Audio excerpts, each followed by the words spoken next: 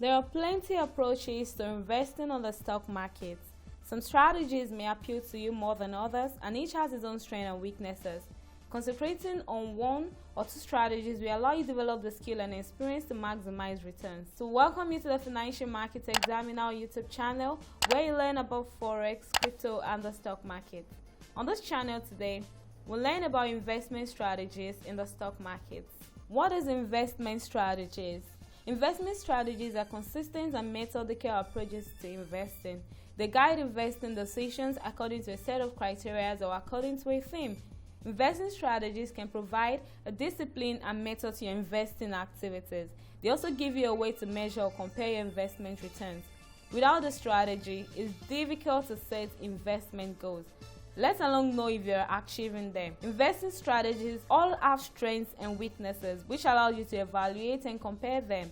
This helps when deciding on the right investment strategy given your financial situation, knowledge, and goals.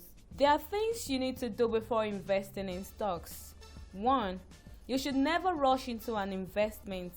Even if and especially for fear of missing out, making investments that aren't carefully considered using ends badly.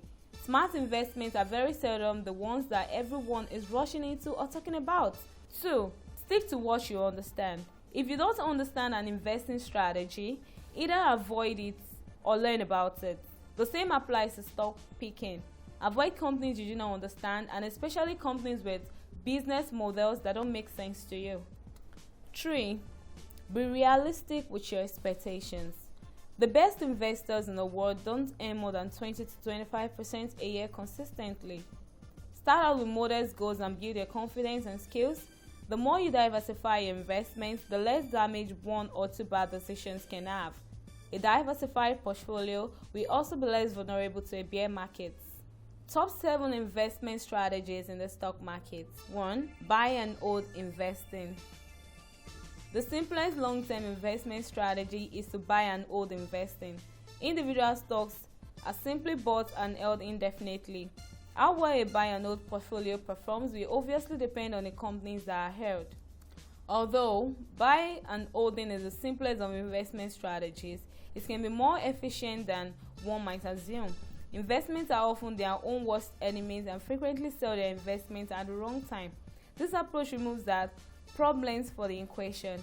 There are 2 ways you can vastly improve the probability of success for a buy and hold portfolio. Firstly, look for stocks that are likely to be around for a long time. Stocks with a strong brand that are not likely to be disrupted are a good option. Secondly, keep your positions small. That way the picks you get won't go wrong or do much damage to your portfolio, and the stocks that do very well will grow into substantial position into your portfolio. 2. Growth investing. The biggest advantage of growth investment strategies is that they give you exposure to the fastest growing sectors and industries. This means that you are allocating capital to the companies with the best chance of generating high annual returns.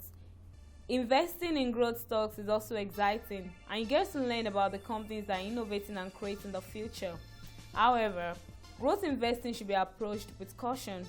Growth stocks typically have the highest valuations in the market.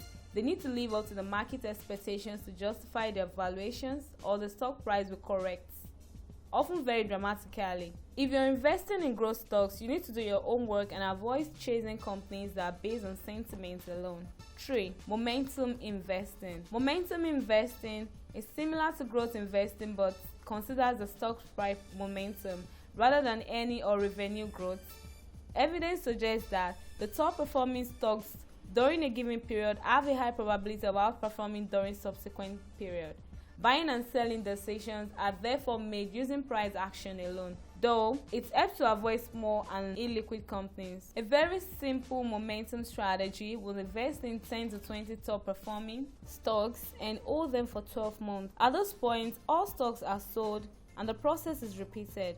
More complex variations of the strategy will continuously rotate capital into stocks with the highest momentum on a monthly or quarterly basis.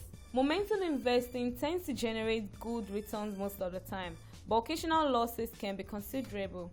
It's best to include other methods alongside momentum investing strategies. 4. Value investing. Value investing has produced the most consistent long-term returns over the last 100 years. Warren Buffett made his fortune investing in companies with reliable earnings at attractive prices. Value investors buy stocks trading at or below their intrinsic or fair value.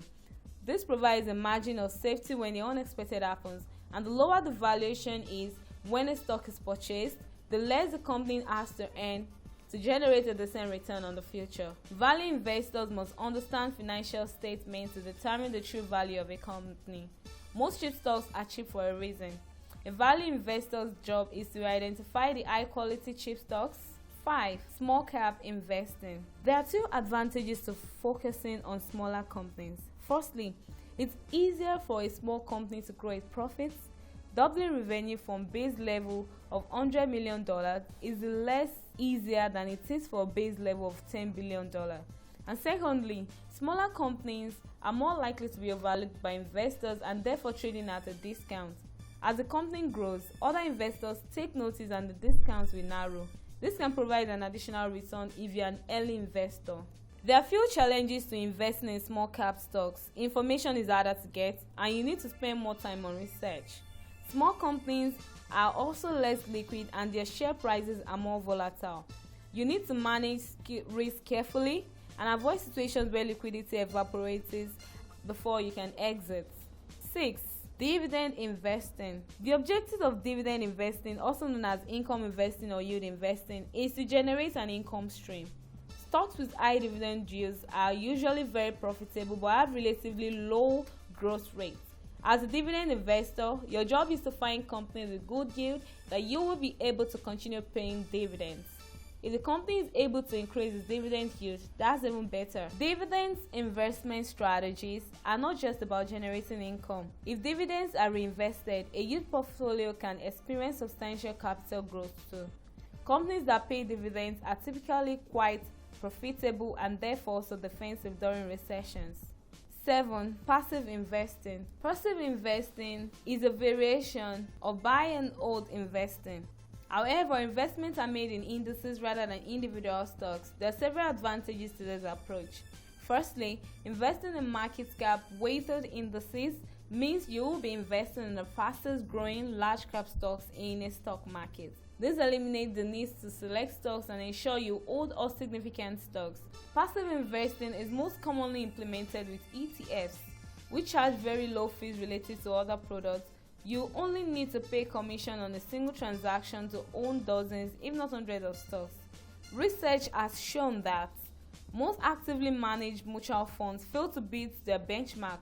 Passive ETF investing allows you to both track the benchmark and pay lower fees. The amount saved on fees compound over time just like compound interest. This fact alone can result in significantly higher returns on the long run. Just like the buy and hold approach, passive investment strategies prevent investors sabotaging their returns by selling at the wrong time. Other forms of investment strategies include ESG investing, long or short strategy investing, multi-asset investing, and so on. How to choose your personal investing strategy. There are several things to consider when choosing the best investment strategy for you. For a start, the approach should interest you. You'll be more likely to earn and do the required research if you find an approach interesting. Secondly, your own skills and experience can give you a head start in some areas. For example, value investors need to understand financial statements. If you have the knowledge of certain industries, this can also be an advantage. If you can write code, you may gravitate towards momentum investing and develop your own algorithm. Another important factor to consider is the time you have to devote to investing.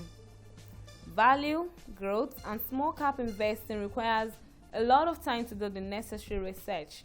On the other hand, momentum and passive investing require very little time. Finally, your risk tolerance needs to be considered. This concerns both your financial situations and your temperament. If a volatile investment is going to keep you awake all night, passive investing or portfolio with broad asset allocation will be more appropriate. Finding and focusing on investment strategy that resonates with you will allow you to become an expert and develop your own effective investing process. Most successful investors have taken this type of strategies and make them their own by drawing from their own experience and research.